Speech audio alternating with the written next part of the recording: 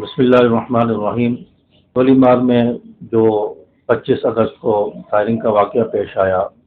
اور گزرنے والی ریلی پر جو حملہ ہوا ہے دہشت گردوں کی طرف سے، اس حملے میں اہل سنت کا ایک نوجوان جو 18 سال کا نوجوان تھا، شہریار، گولی لگنے سے شہید ہوا۔ اور کل سفیر احمد حضرت علامہ احمد لدھیانوی صاحب دامت برکاتہم عالیہ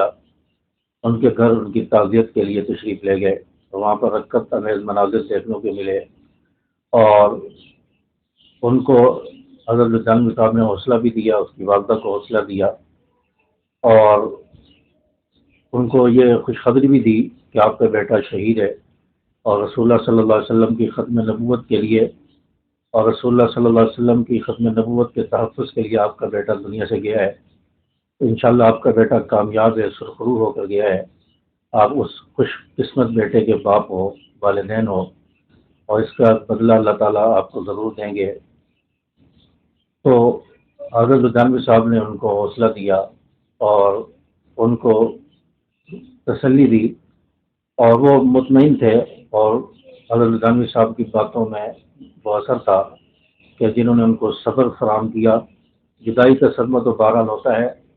حضرت لدھیانوی صاحب نے ان کے زخم پر مرہم رکھا اور